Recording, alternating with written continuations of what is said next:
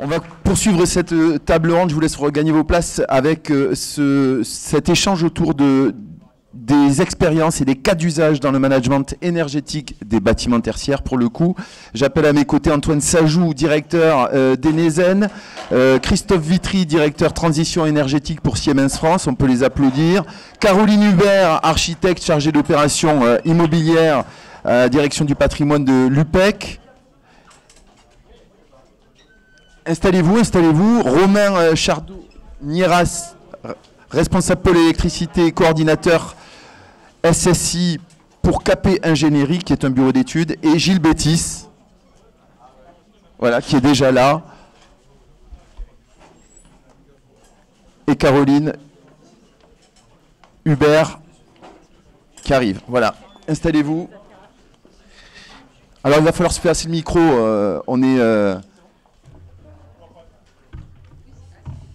il y a des bouteilles d'eau. Ma bouteille est derrière, c'est parfait. Bonjour à tous.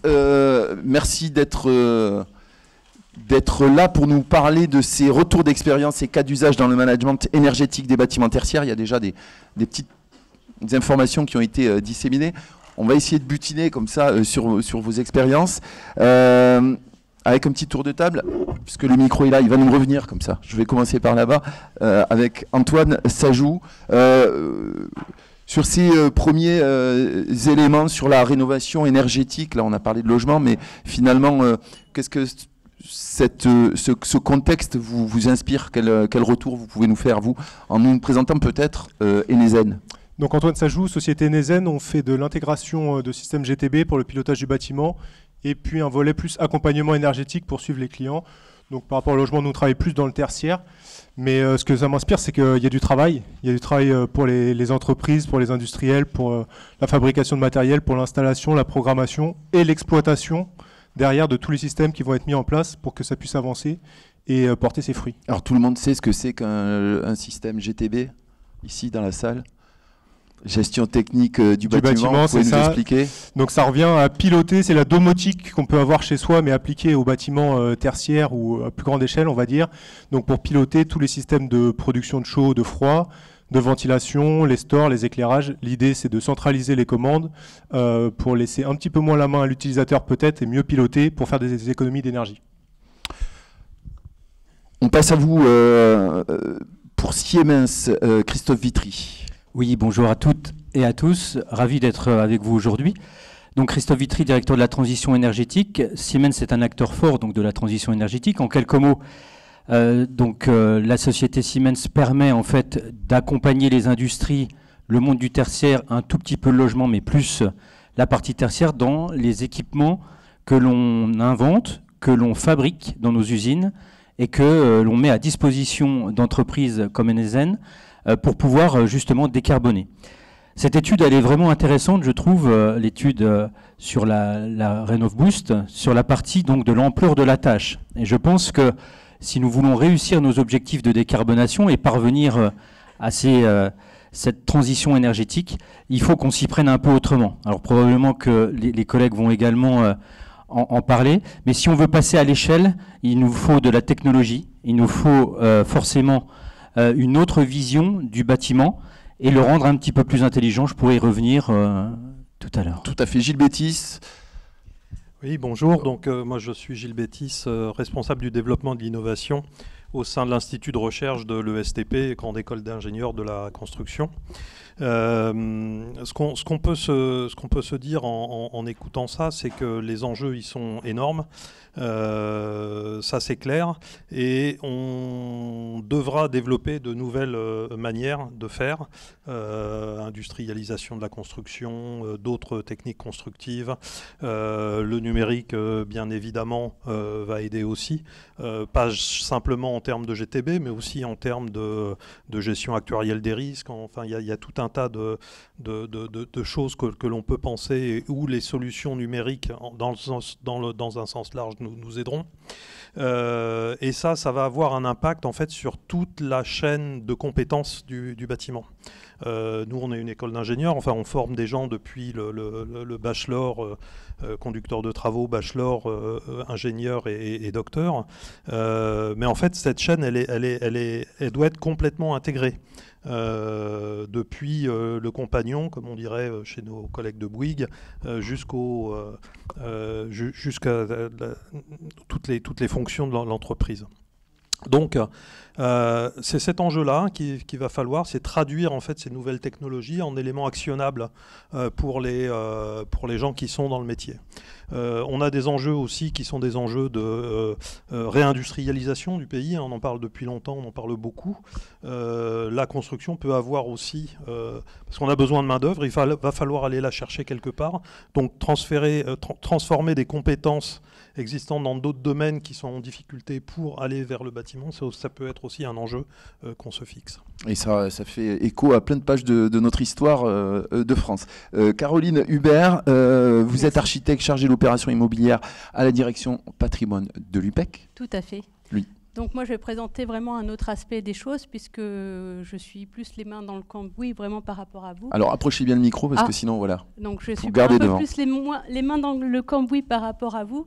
Et ça va être un peu la fin de la chaîne, puisque nous, à l'Université Paris-Est Créteil, on va devoir aller vers la rénovation énergétique de nos bâtiments, utiliser toutes les technologies et savoir-faire que vous développez. Mais on est vraiment décalé en termes de savoir-faire, justement, déjà au niveau même de nos équipes à nous, et jusqu'aux personnes qui entretiennent et s'occupent d'utiliser ce que vous concevez. Donc, je pense que le débat, nos échanges vont être intéressants, puisque là, vous êtes dans l'idéal et dans le futur. Et moi, je suis dans une réalité où on aimerait aller vers cet idéal, mais on est encore très loin d'y aller. Mais on va en parler, peut-être pas en profondeur, mais on va en parler tout à l'heure sur la faisabilité et les enjeux aussi économiques qui sont liés à la rénovation et à la gestion énergétique. On passe à Romain Chardot-Niera. On dit le S, non, je ne savais plus. Responsable pôle électricité, coordinateur SSI pour KP Ingénierie. C'est un bureau d'études, c'est ça? Exactement. Donc nous sommes un bureau d'études. Donc on fait tout ce qui est électricité, CVC, plomberie. Et en fait, on fait le lien entre les maîtrises d'ouvrage et les besoins du client en s'accompagnant avec les sociétés. Mais bien évidemment, pour cette transition énergétique, on va donc visiter les bâtiments pour voir un petit peu comment sont les menuiseries, comment sont les installations techniques pour pouvoir mettre en place un petit peu tous les équipements en lien et puis dire à la maîtrise d'ouvrage qu'est-ce qu'il va falloir mettre en place pour pouvoir optimiser tous les besoins du bâtiment pour cette transition. Parce que ces besoins, on le disait, on a un contexte environnemental, mais on a aussi un contexte réglementaire. On a commencé à en parler tout à l'heure. Ça faut que tout le monde le comprenne. On ne va pas forcément rentrer dans le détail des lois, mais je vais rappeler lesquelles par la suite. Il y a un contexte réglementaire qui impose quoi aujourd'hui? Bien sûr, aujourd'hui, on doit être conforme au décret tertiaire et au décret BAX sur ces deux nouvelles réglementations qui sont là, et bien évidemment sur les autres bâtiments à la réglementation thermique. Donc on doit mettre en place l'intégralité des bâtiments et des systèmes en conformité, et c'est pour ça qu'on s'aide effectivement des entreprises pour pouvoir effectivement optimiser tous les bâtiments pour tendre vers ces réglementations, et qui sont même une imposition aujourd'hui pour les maîtrises d'ouvrage. Elles doivent déclarer tous leurs bâtiments pour être conformes. Alors, tous les bâtiments tertiaires sont concernés aujourd'hui. Le décret tertiaire, je le rappelle, on l'appelle aussi dispositif éco-énergie tertiaire. C'est une obligation réglementaire visant à engager les propriétaires et locataires d'établissements abritant des activités tertiaires vers la sobriété énergétique. Le tertiaire, pour ceux qui ne savent pas, ce sont les bâtiments publics ou privés. Là, en l'occurrence, sont concernés ceux d'une surface supérieure à 1000 m². Comme ça, on aura tous les éléments, même si c'est un peu technique. Le tertiaire, il peut être marchand, les commerces, transport, activités financières, j'en passe et des meilleurs, la restauration. Il peut être aussi non marchand avec des bâtiments publics, des hôpitaux, l'enseignement, tout ce qui n'est pas logement. Voilà. Le décret tertiaire, il entre en vigueur en 2019. Il s'applique aujourd'hui. Il y a des obligations de déclaration. En fait, ce qu'il faut retenir, c'est que il faut qu'on réduise les émissions de CO2. Il faut que l'on réduise sa consommation énergétique. Et donc, il y a une obligation de prendre des mesures par rapport à notre consommation actuelle et notre situation actuelle. Voilà, je le résume, vous pourrez le préciser, mais comme ça tout le monde comprend. Ces obligations énergétiques et environnementales, elles amènent donc à faire évoluer les bâtiments et à les gérer de façon plus optimisée.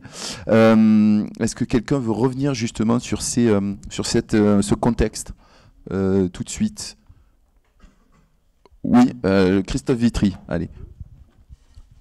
Oui, on peut revenir sur le contexte. Déjà, bon, vous n'êtes pas, j'allais dire, c'est pas inconnu que la planète va pas bien et que le fait que tout ce que l'on peut faire au quotidien a une incidence vraiment très forte sur l'environnement.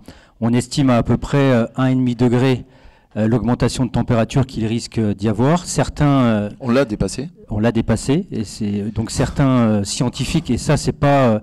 de se dire, voilà, c'est quelque chose de farfelu, c'est vraiment une réalité, c'est que si on ne bouge pas, on peut aller jusqu'à 3, voire 4 degrés dans le pire des scénarios. Donc l'Europe a décidé, et on peut dire aussi que la France, j'y reviendrai, mais a une incidence très forte. Donc l'Europe a décidé d'être un territoire zéro carbone en 2050. Derrière, c'est décliné donc un certain nombre de lois, et la France a décidé, pour respecter cette loi, de faire deux décrets que vous avez cités, le décret écotertiaire et le décret BAX, pour pouvoir respecter cela. On est quand même à peu près à moins 40% en 2030, c'est le premier objectif. Donc un bâtiment comme ici, sur une année de référence, devra consommer moins 40% en 2030. Ça, c'est une obligation, par exemple. Dans 5 ans. Hein. Voilà, oui. Ensuite, vous avez tout un tas de bâtiments, on l'a dit tout à l'heure, on reviendra sur la technologie, parce que chaque bâtiment est évidemment très différent. Madame l'a dit, peut-être que la difficulté sur un campus universitaire n'est pas la même que sur un lycée, sur un hôpital, ou sur un collège. Voilà. Ou un collège. Donc on va vraiment bien comprendre le besoin, et on va vraiment bien l'adapter en fait avec les technologies qui vont bien, mais on y reviendra. Justement, on va se plonger sur ça, sur ces dispositifs qui existent aujourd'hui, parce que on a vu tout à l'heure, hein, il y a des besoins en emploi, on va y revenir. Tiens, comme ça, à la volée, Antoine Sajou, quel type d'emploi vous voyez justement poindre, apparaître aujourd'hui dans le paysage? Quels sont les besoins? Alors d'un point de vue personnel du quotidien sur les recrutements qu'on a chez nous en cours et qui peinent à être remplis, c'est des techniciens GTB qui vont être capables de programmer les équipements. Donc ça va être numériser le bâtiment. Donc on est dans des métiers un peu nouveaux sur la construction, que ce soit en neuf ou en rénovation. On intervient dans les deux sujets, où on a une partie de connaissances sur l'électricité à avoir, sur les systèmes de chauffage aussi, et puis sur la programmation même de l'informatique qui paraît plus quotidiennement dans nos vies. Et puis, de l'autre côté, après cette partie travaux, il y a la partie, et c'est ce qu'on disait tout à l'heure, avec les gens qui n'ont pas forcément les connaissances dans les bâtiments pour faire vivre ces technologies et les exploiter. Ça va être des gens qui sont capables d'exploiter les GTB ou de faire vivre le bâtiment et de faire des économies d'énergie au quotidien.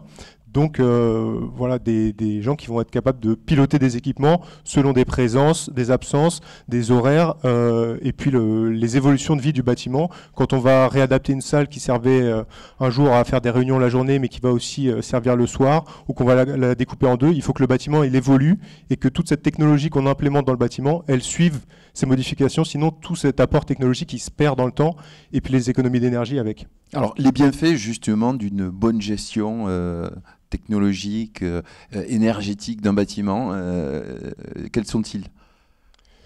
La première chose, c'est la réduction des consommations, donc avec un impact environnemental et puis un impact sur le coût des factures énergétiques des bâtiments. Donc ça, pour le propriétaire du bâtiment, ça va être assez direct, même le retour sur investissement et comment on va pouvoir financer ces travaux de GTB. On en parlera peut-être après de GTB ou de rénovation énergétique plus globalement. Et puis il y a aussi un aspect confort, puisque ces technologies-là, elles sont faites pour faire des économies d'énergie, mais elles n'oublient pas l'usager du bâtiment. Et on ne va pas aller piloter sans mettre des capteurs de présence et donc pas couper l'éclairage ou le chauffage s'il y a du monde dans la pièce. L'idée, c'est de préserver ce confort, de laisser la main aussi à l'usager sur certains seuils de température, ou voilà, mais de faire ça intelligemment. Et puis, en tout cas, le soir, quand on quitte les lieux, s'il n'y a plus personne dans le bâtiment, tout s'arrête et ne tourne pas toute la nuit. C'est gagner en sécurité, en confort, en bien-être, en gestion. Et on parlera effectivement du rapport économique plus tard. Mais voilà, ça c'est un des dispositifs. Il n'y a aucune obligation à en installer aujourd'hui. Combien il y a d'équipements tertiaires, enfin de bâtiments tertiaires occupés? Je crois que c'est équipé de GTB. C'est 17%, je crois, du parc. C'est à peu près ça, ouais, moins que ça, même moins de 15%. Et seulement la moitié fonctionne de façon optimale, c'est-à-dire bien gérée. On va savoir pourquoi, puisque effectivement, il y a des données. C'est ça qui découle de ces systèmes. C'est ça. Et pourtant, donc il y a moins de 15% des bâtiments qui sont équipés. Et pourtant, aujourd'hui, les seuils du décret BACS et les années de top départ pour que les bâtiments soient obligés d'être équipés de ces systèmes sont passés aujourd'hui pour la rénovation en tout cas. Donc aujourd'hui, à date, tous les bâtiments existants d'une certaine puissance installée que je vous épargne, mais devraient être équipés de systèmes de GTB et ne le sont pas encore. Donc il y a du retard à rattraper pour lancer ces travaux de rénovation. Et ça, on va le développer. Après, on va peut-être passer la question donc, le micro à Christophe Vitry, juste pour compléter avant de passer à Gilles Bétis, sur les dispositifs existants, en fait, sur... voilà, qu'est-ce qu'il faut développer, qu'est-ce qui existe aujourd'hui dans un monde idéal, comme dit, qu'est-ce qu'on peut faire aujourd'hui, comme disait Caroline? On le fait déjà beaucoup, parce qu'il y a en fait, ça va dépendre de ce que veut ce qu'on appelle le maître d'ouvrage ou le client, le propriétaire du bâtiment. Le décideur. Le décideur est celui qui paye les factures et le propriétaire du bâtiment.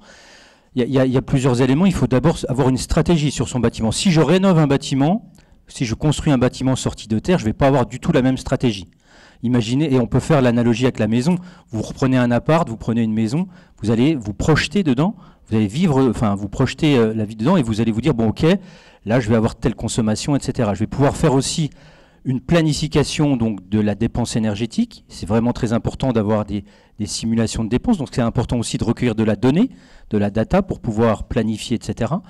Et ensuite, je vais devoir avoir une stratégie, quand j'ai fait mon bilan et quand j'ai fait ma stratégie de comment je vais occuper, vivre le bâtiment, comment les étudiants ici vont utiliser les bâtiments. D'ailleurs, est-ce que vous savez, sur une année complète, combien de temps est utilisée une école ? Il y a un gros silence. C'est 20% du temps à peu près. Sur une année complète, quand on retire le soir, les week-ends, les vacances, un établissement comme ici, c'est seulement 20% du temps.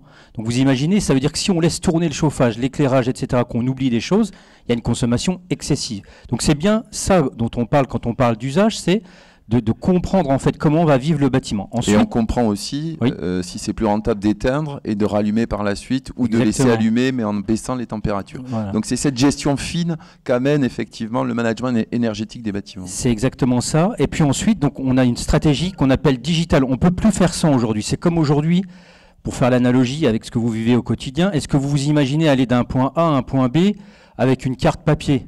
Non, on va tous mettre le Waze, on va tous mettre des applis. Donc vous allez être aussi dans un cheminement aujourd'hui dans un bâtiment de la même façon. Si on veut comprendre le bâtiment, aller vite, décarboner rapidement, faire des économies d'énergie, on va devoir se servir un peu de digital, de certains éléments, de Winjet ou autres, pour pouvoir être pertinent dans ce qu'on va délivrer au client final. Donc en l'occurrence, madame, si elle prend son exemple de campus universitaire, pour qu'elle puisse faire les bons choix, les bonnes stratégies, peut-être même informer le personnel autour de cela, parce qu'il y a un facteur humain aussi dans l'énergie. Il n'y a pas que la technologie, il y a beaucoup de facteurs humains aussi autour de cela. Et je termine simplement sur un élément. Rappelez-vous, pour les plus anciens et pour les plus jeunes, sachez qu'en 30 ans, le bâtiment il a énormément évolué. Auparavant, on avait quoi? Un ou deux télérupteurs, on avait un ou deux automates dans un immeuble tertiaire ou autre. Aujourd'hui, on y met de l'intelligence. Aujourd'hui, on va venir essayer de capter un certain nombre de data au travers de la GTB, qui est un peu le cerveau de l'installation, le cerveau du bâtiment. On va pouvoir orienter beaucoup de choix sur le chauffage, l'éclairage, le CVC, etc. Et puis, on en arrive tout doucement. Là, c'est ce qui se passe là actuellement, mais on ne pourra pas faire sans non plus.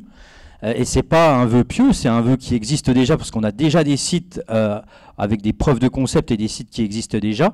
C'est qu'on va y mettre de l'intelligence artificielle, on va y mettre du cloud, on va y mettre énormément de sujets pour pouvoir se dire qu'on est très performant dans la gestion énergétique et surtout qu'on atteint les objectifs d'une loi, donc les objectifs d'un décret qui vous demande d'être à moins 40 en 2030. Moins 40% de consommation d'énergie en 2030. Mais on reviendra sur ça parce que effectivement les objectifs sont chiffrés, mais pas forcément les moyens. En tout cas, les moyens ne sont pas forcément toujours là. C'est ça sera le propos. Après, Gilles Bétis, quand on parle de ces dispositifs et des bienfaits, il y a des voies plus complexe aussi à explorer. Je sais que en termes d'innovation, c'est des points sur lesquels vous êtes assez soucieux. Oui, tout à fait. Je reviens sur les questions des objectifs. On a parlé d'efficacité énergétique, on a parlé de bien-être. Il y a des questions de santé, en fait, tout simplement. Hein. Les questions de savoir dans quelle atmosphère on est réellement dans une salle comme ça. Je me retourne vers les gens de Pandro. Mais simplement un appareil de production dans un bâtiment tertiaire peut dégager... C'est le CO2, bien sûr, qui a un impact sur la tension, la fatigue, etc. Mais c'est aussi les particules fines, c'est les composés organiques volatiles, dans certains cas, c'est le radon, etc. Donc on a énormément de points et il y a une vraie mission de santé publique à travers l'attention qu'on porte non seulement à la qualité de vie, mais à la santé dans les bâtiments. Sur la question du numérique, Christophe, je vous rejoins complètement. Nous, on a une approche qui se veut en fait beaucoup plus systémique et holistique sur d'une part un axe qu'on appelle la chaîne de valeur de la donnée. On a besoin de données, on en aura besoin de plus en plus et on en produira de plus en plus. Mais la donnée en elle-même, elle ne sert à rien. Elle ne sert que par rapport à son utilisation finale, qui est la décision qu'on prend avec cette donnée. Et cette décision, il y a un process qui est assez simple. On peut représenter ça sous forme d'une petite pyramide. On a la donnée, on en fait de l'information qui permet de visualiser ce qui se passe, de se rendre compte.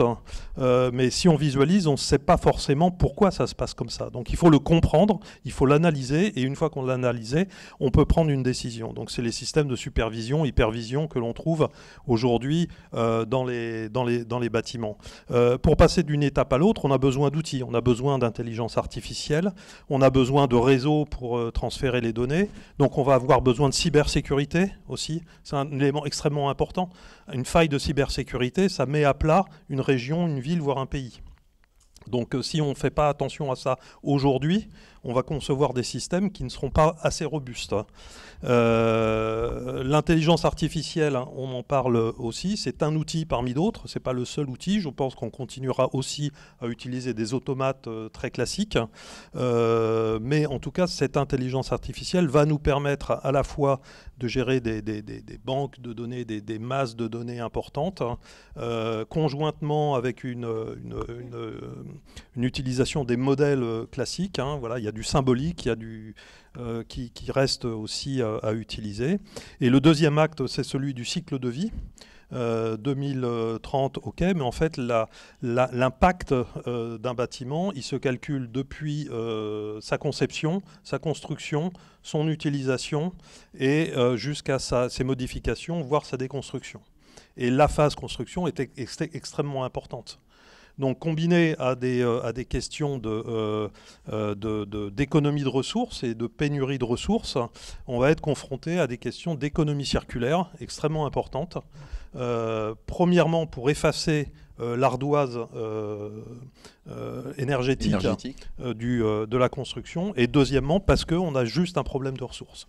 Caroline Hubert, ça y est, on y est là, on va équiper vos bâtiments, ce monde idéal dont vous parliez. Oui. Et puis, c'est vrai que c'est intéressant, piloter son bâtiment, on le sait quand les étudiants ne sont pas là, quand les bâtiments ne sont pas occupés, et puis il y a une réalité aussi, une complexité, en tout cas, c'est ce que vous avez envie de porter aussi aujourd'hui. Oui, c'est plus résultat, c'est plus un décalage dans le temps de la mise en œuvre de ce que vous vous racontez et ce qui peut être mis en œuvre dès maintenant dans des bâtiments neufs. Là, moi, je suis sur des sujets plutôt... bien sûr, on construit aussi des bâtiments à l'université, mais on a une problématique de rénovation énergétique. Donc, si je prends un peu un projet en particulier dont il est question en ce moment à l'UPEC, on a fait, évidemment, on a dû rentrer toutes les données des bâtiments de l'université dans le système là, pour vérifier où on en était et voir où est-ce qu'on devait gagner ou dans quel bâtiment c'était le plus pertinent de faire des rénovations énergétiques, d'agir pour gagner, économiser de l'énergie. Donc, il y a une opération en particulier, il y a plusieurs sites qui ont été... Tous les sites ont été identifiés. Un a été identifié, effectivement.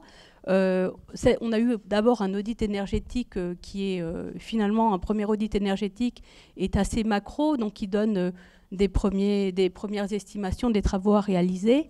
Et donc à partir de ce premier audit énergétique, on a, je vais parler un peu d'argent, qui est le nerf de la guerre quand on est dans la réalité de la rénovation énergétique. Donc on a obtenu des subventions pour faire une étude. Maintenant, on est arrivé dans la phase où on a fini l'étude. Avec une finesse d'analyse du bâtiment, le temps qui a passé aussi, parce que c'est un facteur important dans la rénovation.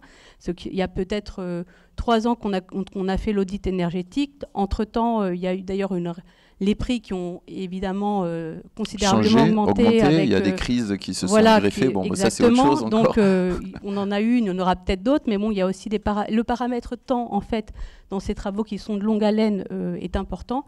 Donc, aujourd'hui, on s'est retrouvé avec une étude, mais je crois que c'est pratiquement toujours le cas, qui a doublé le montant estimé des travaux qu'on devait mettre en œuvre pour nous arriver en fait à être conforme au décret tertiaire jusqu'en 2050. Donc faire une économie d'énergie, on était arrivé à environ un peu plus que 60% d'économie d'énergie.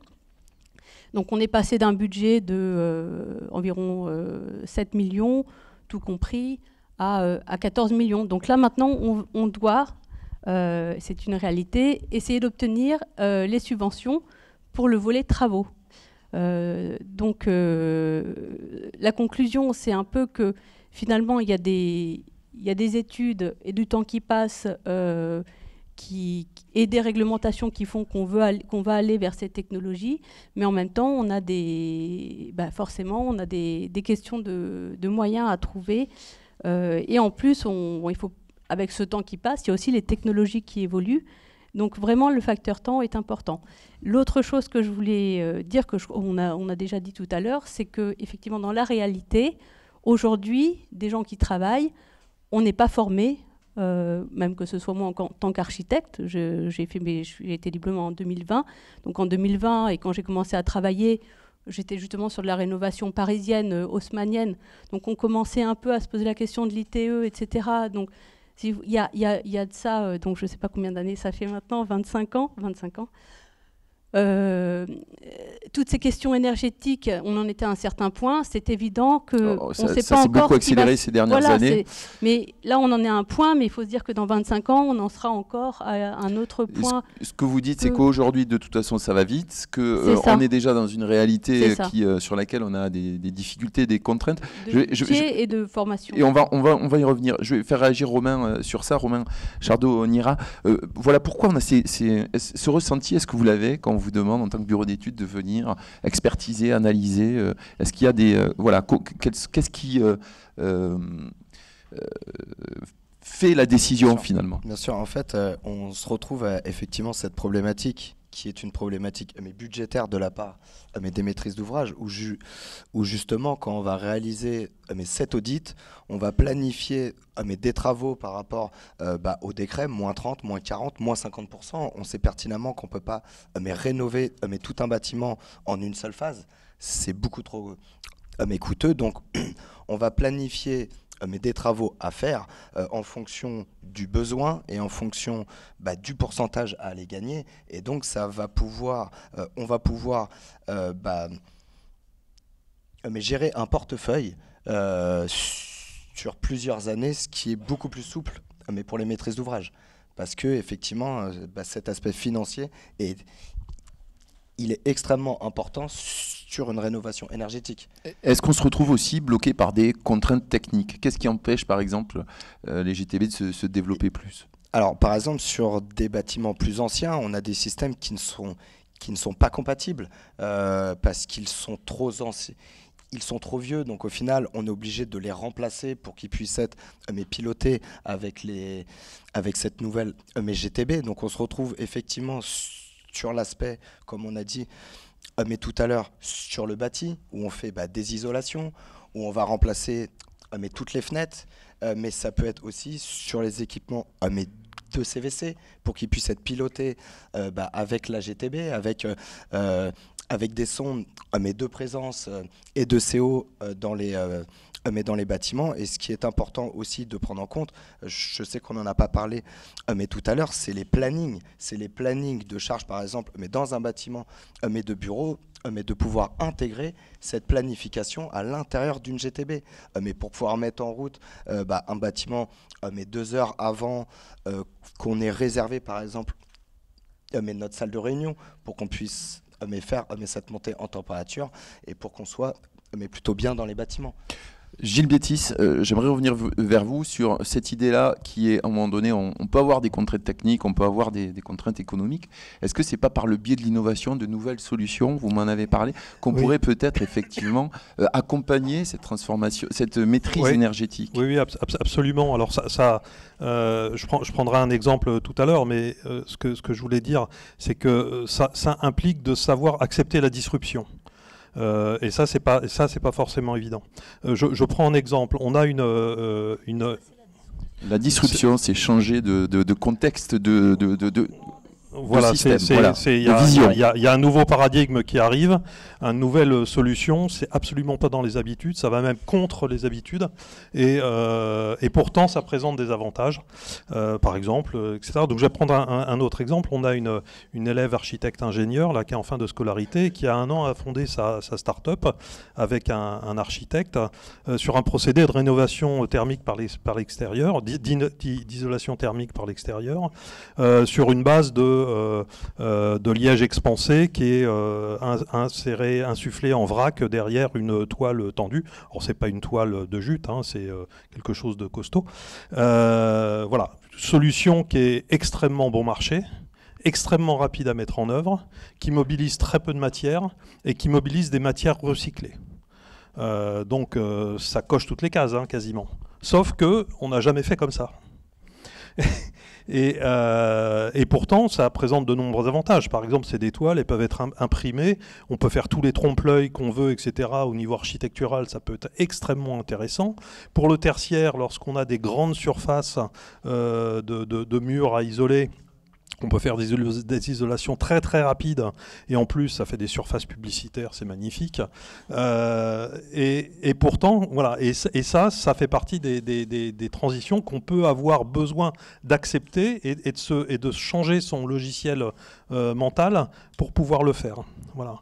Je voulais juste rajouter. Donc l'idée n'est pas forcément de partir de l'existant, mais c'est faire évoluer l'existant, voilà. Y compris avec de la technologie. Voilà, innover, changer le contexte pour aller de changer notre façon de regarder. Et ça, il y a des catalyseurs qui peuvent exister aussi. Vous disiez que vous aviez des tas de problèmes. Nous, on est école de la construction, on a exactement les mêmes problèmes. Voilà. Donc, on est. Et ça, c'est très intéressant parce que le cordonnier souvent est le plus mal chaussé, et donc vous faites des expérimentations en matière énergétique sur vos propres On a de la bâtiments. chance en fait. On a de la chance parce que ça nous permet d'expérimenter.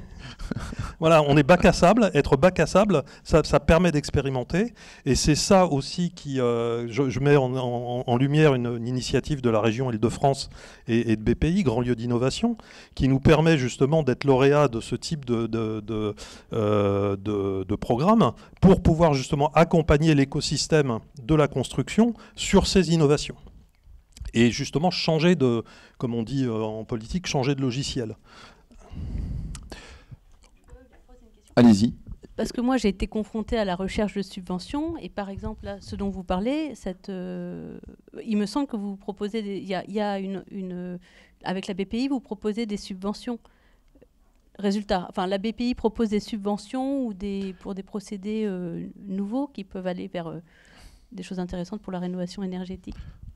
Ce que BPI et la région proposent, en fait, c'est de mettre en œuvre un dispositif qui mobilise l'écosystème et qui le prépare à accepter l'innovation. Et pas subventionner la mise en œuvre. Demain, comment on fait, Gilles Christophe et Antoine, les solutions pour un management énergétique optimisé, elles existent, elles sont là.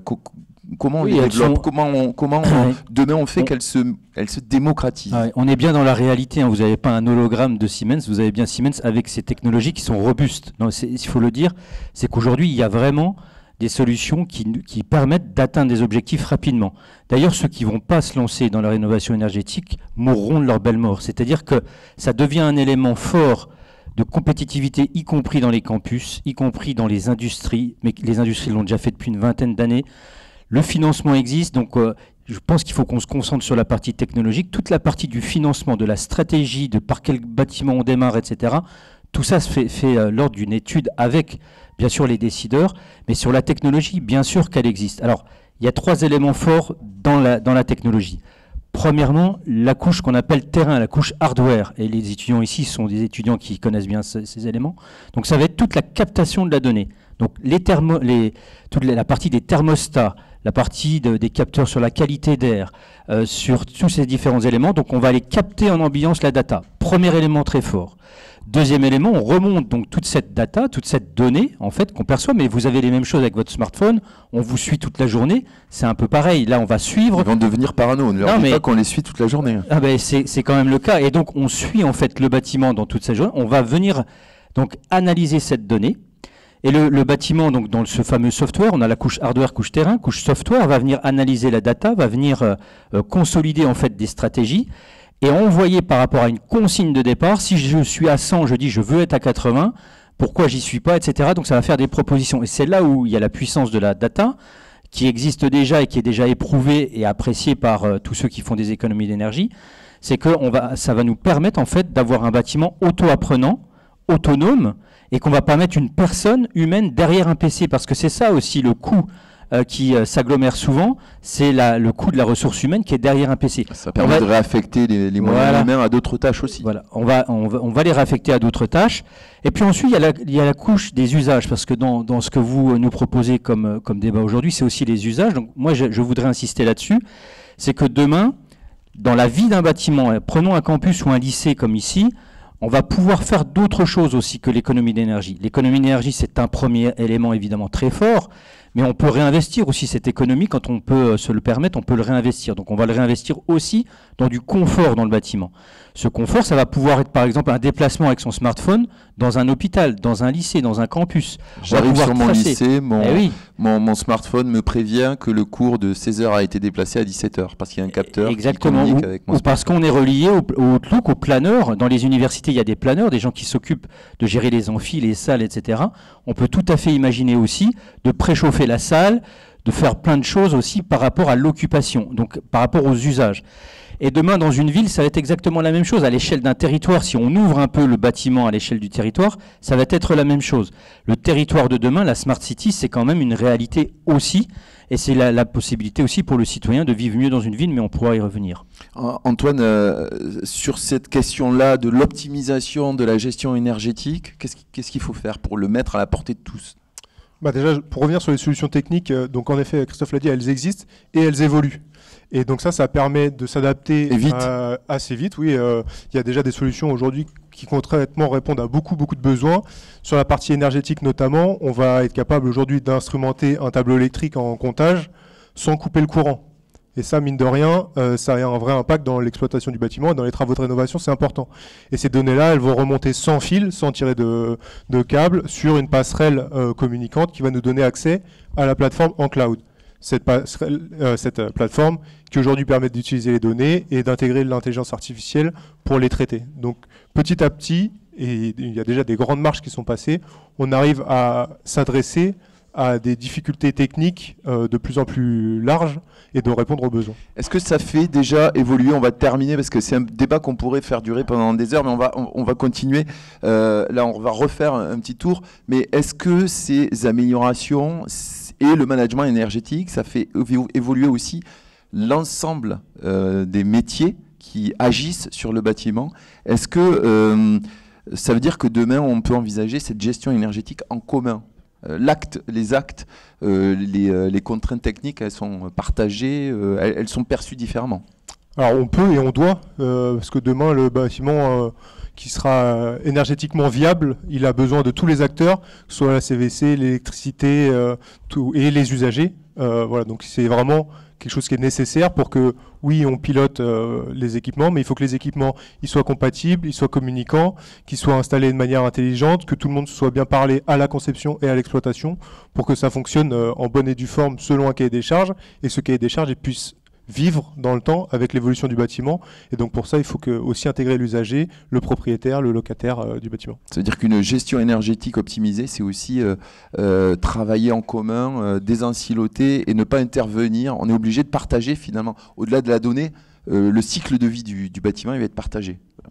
Oui, complètement. Il faut partager le cycle de vie, les équipements, les technologies, communiquer de la conception à la vie du bâtiment. Christophe, pour finir, justement sur ce demain, cette énergie en commun, et aussi une question sur les métiers qui se dessinent, là, les besoins qui se dessinent, puisqu'on a pas mal de jeunes qui sont là aujourd'hui. En effet, 60% des métiers qui existeront en 2030 n'existent pas encore. Hein. Donc ça veut dire que derrière, on a tous une capacité en fait d'évoluer et de s'adapter. Et d'ailleurs, on le sait très bien, c'est Darwin, hein, mais c'est l'évolution avec son adaptation. Qu'est-ce qu'on fait aujourd'hui ? On fait simplement, on adapte les bâtiments à une problématique terrible écologique qu'il faut vraiment réagir. Enfin, j'espère que tout le monde en a bien conscience. C'est vraiment important de le dire. Moi, Romain l'a dit tout à l'heure, sur la partie d'un bâtiment, ce que je trouve vraiment important et qui vient coordonner tout le monde dans le second œuvre du bâtiment et le gros œuvre du bâtiment, c'est qu'un bâtiment isolé sans gestion technique de bâtiment, ça ne fonctionnera pas bien. Et une gestion technique sans une bonne isolation, ça ne fonctionne pas non plus. Il fait très chaud l'été, très froid l'hiver. Souvent, le maître d'ouvrage se plaint. Donc, c'est vraiment important que l'on se parle au tout début. Il n'y a pas encore de lots GTB dans les 22 lots qui sont concernés par une construction ou une rénovation.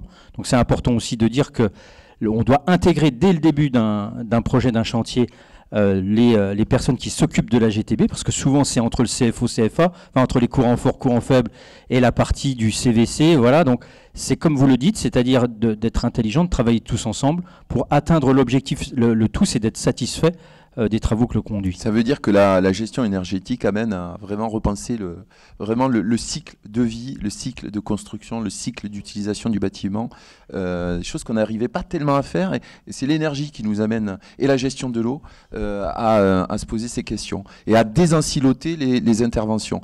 Gilles Bétis, pour finir sur ce demain, cette gestion énergétique à partager en commun, et puis les nouvelles pistes de métiers qui se dessinent. Alors très rapidement, la question du pilotage par les données. Donc on voit très bien ici, à travers les interventions, le côté opérationnel au jour le jour, saison par saison, etc. Il y a la partie maintenance qui est à souligner, et ça, il y a de nombreux métiers qui vont utiliser ces capacités-là. Et il y a aussi tout ce qui est planification, par exemple, des entretiens, des rénovations, etc., avec d'autres moyens qui sont d'autres systèmes de capture de la donnée, avec on parle aujourd'hui de drones, on parle aujourd'hui de photogrammétrie, on parle de surveillance, on parle aussi de résilience des bâtiments par rapport à un certain nombre de phénomènes qui peuvent être sismiques, qui peuvent être liés au retrait-gonflement des argiles, qui peuvent être liés aux conditions météo extrêmes. Donc ça, c'est un autre aspect du pilotage par la donnée qui est important. On pourrait aussi, il faut mettre en garde, je pense, on pourrait aussi opposer low-tech, c'est-à-dire des solutions qui sont robustes, qui sont sans aspect technologique, etc., mais qui sont extrêmement efficaces. Vous disiez que je ne sais plus comment vous disiez, mais enfin vous mettiez très bien en évidence la complémentarité entre les deux. Donc voilà, avoir des gens qui soient capables aussi bien de comprendre ce qu'on peut faire avec des low-tech qu'avec des high-tech, parce que c'est l'association des deux qui fera la solution. Voilà, c'est à peu près tout. Caroline, sur ce demain, vous, déjà c'est aujourd'hui. Ouais. Faut trouver les... Déjà, le sourire. non, les moyens de mettre en application, c'est ça en fait. Oui, alors non, déjà je veux dire aux étudiants là, quelque chose que moi j'ai ressenti, parce qu'on est quand même là beaucoup pour les étudiants. Oui, pour échanger tous ensemble. Oui, non mais bon, le futur c'est quand même les étudiants et ils ont là, vous avez entre les mains... que vous êtes en train de créer toutes ces technologies et vous aurez, non mais c'est pas drôle, c'est vrai, vous aurez ce savoir entre les mains et au niveau de l'emploi, vous serez en première ligne parce que je vais faire le dinosaure, c'est que moi quand je suis sortie de l'école, j'étais une magnifique architecte évidemment, mais en fait pourquoi on m'a recrutée, c'est parce que je savais utiliser AutoCAD, je savais dessiner sur ordinateur, ce que la génération juste avant ne savait pas encore faire. Et en fait, vous, quand vous allez sortir de l'école, vous serez les meilleurs au niveau de cette technologie pratiquement, mis à part les pros qui travaillent là-dessus et qui vont vous l'enseigner. Donc vous allez vraiment, en sortant de l'école, avoir ces qualités entre les mains et allez-y. Et les métiers ont déjà été décrits, mais effectivement, tout ce qui est maintenance, il y a à la fois la mise en œuvre, mais après le suivi, la maintenance et avoir l'intelligence effectivement d'allier le côté humain et le tech, je les lirai ensemble, et le côté nouvelle technologie. Cette intelligence-là, elle sera pour vous. Par contre, je vais finir là-dessus, nous à l'UPEC, à l'Université Paris-Est-Créteil, on a environ 220 000 mètres carrés de bâtiments existants. On n'a aucun capteur aujourd'hui. Donc déjà ce budget pour la récupération des données qui est la base pour faire le diagnostic et enchaîner après les travaux réalisés, nous déjà ça, il va falloir qu'on les mette en œuvre. Donc aujourd'hui, nous on est vraiment, c'est pas pour être négatif du tout, c'est pour dire aujourd'hui, on est là, on veut aller là, et tous ces capteurs, si vous vouliez les offrir, ou si l'État mettait plus de moyens... Alors, si vous voulez utiliser l'UPEC, l'Université Paris-Est-Créteil, comme laboratoire, c'est possible. Et on vous laisse en discuter juste après. Voilà, Caroline, merci. En tout cas, vous avez le message qu'on retient aussi, c'est emparez-vous de vos formations, allez-y. Après, je mets un bémol aussi, adaptez-vous, puisque on l'a vu, ça va très vite et que les savoirs doivent se renouveler sans cesse avec des nouvelles technologies. Donc, apprenez à réfléchir aussi avec tout ça. On termine avec vous, Romain. Comment on construit demain? Quels sont les besoins aussi en termes de métiers que vous identifiez? Bien sûr, ce qui est important, mais pour revenir sur tout ce qu'on a dit, ce qui est important, c'est la compréhension de la maîtrise d'ouvrage en fonction du besoin. Donc il nous faut des bureaux d'études, mais pour pouvoir comprendre et planifier un besoin. On a besoin des fournisseurs pour qu'on puisse s'appuyer avec eux pour adapter ce besoin à une réalité, à une prescription. Et ensuite, il nous faut une entreprise pour adapter cette prescription mais à une réalité. Donc, au final, on a besoin... J'étais allé trop vite. Voilà, on a besoin de tout l'écosystème. Exactement, pour qu'on puisse mener à bien cette transition énergétique en fonction de ce que nous demande l'État et de ce qu'on doit gagner sur les performances énergétiques. Un ou deux métiers comme ça que vous voyez essentiels qui arrivent dans votre secteur? Il faut absolument des personnes sur la thermique pour qu'on puisse effectivement voir pour faire toutes ces audits énergétiques sur les bâtiments. Donc une personne qui sait prescrire effectivement ce qu'on a besoin, donc tout ce qui est audit énergétique, et puis après sur la conception des systèmes pour faire évoluer et pour qu'on soit de plus en plus performant. Et on est venu également, tout à l'heure sur l'ACV, donc sur l'analyse du cycle de vie. Exactement, et sur le réemploi. Il faut aussi aller là-dessus pour éviter effectivement de trop acheter, etc. Et donc de réemployer. On est frustré parce qu'on aimerait aller encore plus loin. Je suis désolé, mais on a déjà un tout petit peu dépassé le temps imparti. Merci à vous tous d'être venus parler de ces retours d'expérience dans le cadre du management énergétique des bâtiments. Merci. Je vous laisse regagner vos places.